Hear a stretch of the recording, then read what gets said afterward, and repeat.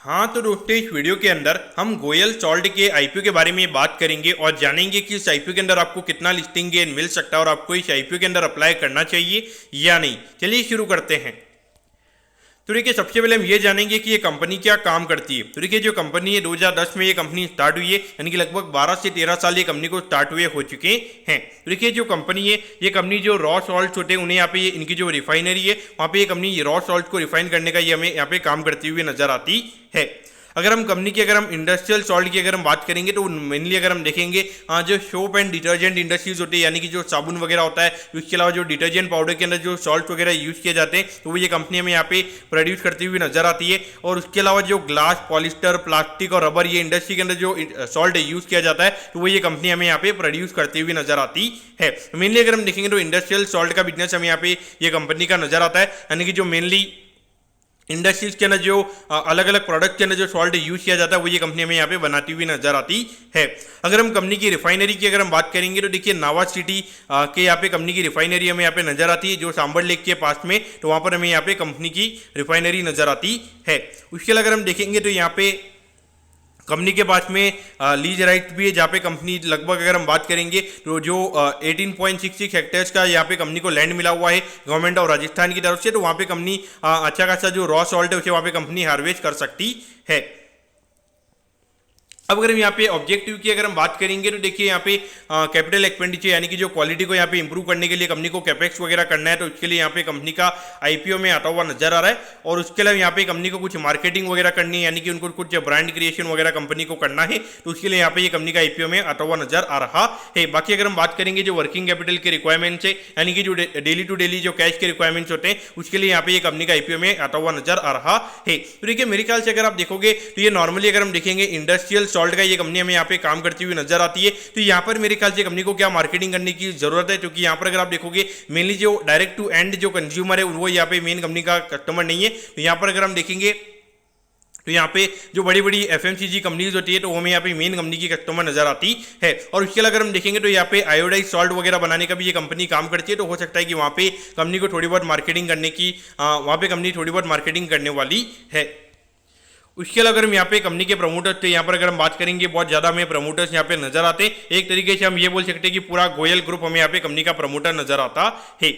अब अगर हम यहाँ पे फाइनेंशियल्स की अगर हम बात करेंगे तो देखिए, यहाँ पे लगभग 60 करोड़ के लगभग कंपनी का हमें रेवेन्यू का नंबर यहाँ पे नजर आता है। और अगर हम पिछले साल की अगर हम बात करेंगे लगभग 117 करोड़ के लगभग का यहाँ पे रेवेन्यू कंपनी ने किया है। और अगर हम प्रॉफिटेबिलिटी की बात करेंगे, यहाँ पे हार्डली 68 लाख रुपीज के लगभग कंपनी का नंबर था। और पिछले साल अगर हम देखेंगे लगभग 3.5 करोड़ के लगभग का प्रॉफिट यहाँ पे ये कंपनी ने कमाया है।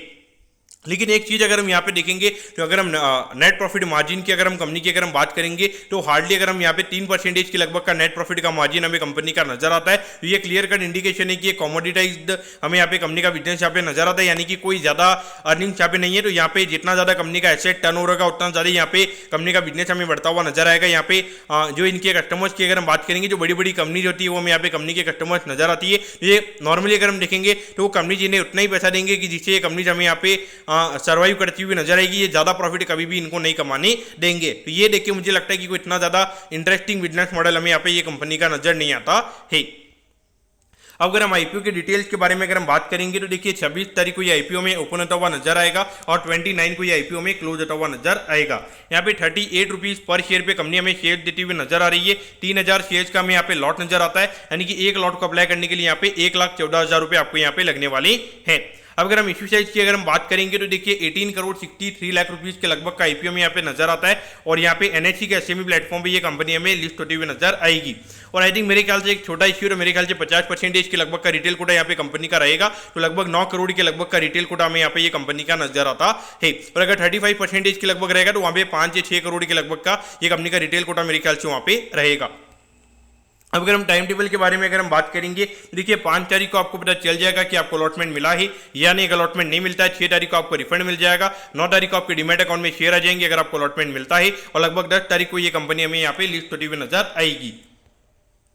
अब अगर हम एट दी एंड अगर हम वैल्यूएशन के पैरामीटर्स की अगर हम बात करेंगे तो देखिए लगभग अगर हम देखेंगे 70 करोड़ के मार्केट कैप पे ये कंपनी का आईपीओ में आता हुआ नजर आ रहा है। तो इसके हिसाब से अगर हम वैल्यूएशन वाइज अगर हम बात करेंगे लगभग 19 से 20 के पी रेशियो पे ये कंपनी का आईपीओ में आता हुआ नजर आ रहा है। तो ऑल ओवर अगर हम देखेंगे तो कंपनी का बिजनेस मॉडल कुछ इतना अच्छा नहीं है जो इतना प्रीमियम थोड़ा इतने वैल्यूएशन पे आता हुआ हमें नजर आएगा, क्योंकि अगर हम देखेंगे एक काफी लो मार्जिन पे कंपनी में काम करती हुई नजर आती है। यहाँ पे जितना ज्यादा रेवेन्यू बढ़ेगा तो उतनी हमें मेरे ख्याल से प्रॉफिटेबिलिटी ग्रोथ हमें देखने को मिलेगी। हो सकता है कि वहाँ पे थोड़ा बहुत बेस इफेक्ट का फर्क पड़ेगा, कोई ज्यादा ग्रोथ हमें प्रॉफिटेबिलिटी में देखने को मिल सकती है। लेकिन देखिए लो मार्जिन बिजनेस है तो मेरे ख्याल से कोई ज्यादा यहाँ पे 30-40 का पी रेशियो मार्केट ये कंपनी को देता हुआ नजर नहीं आएगा।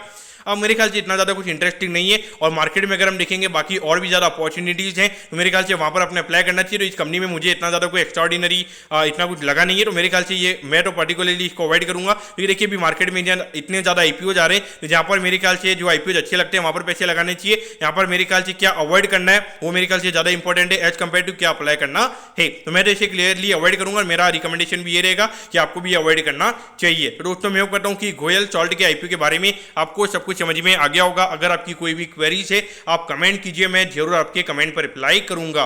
ओके दोस्तों, thank you, have a nice day.